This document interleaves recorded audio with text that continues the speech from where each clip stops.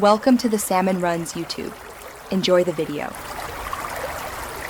In this video, I will show how to remove BMW X1 door panel.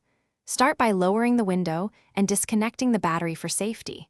Remove visible screws and pry off the trim gently with a plastic tool. Keep fasteners organized and lay parts in order to aid reassembly. Work calmly and test electrical connectors before finalizing. I will walk you through each clip and screw so you can finish confidently and cleanly. With the window down, pry up the switch bezel and unplug the connectors carefully. Next, remove screws in the armrest and door pull area with a T25 Torx so the panel can move freely. Feel around the edges for any remaining clips before lifting. If adhesive holds parts, separate slowly to avoid damage.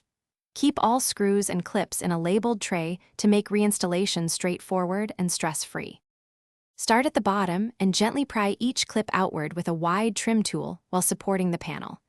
Work around the perimeter slowly to avoid snapping clip posts or warping the panel.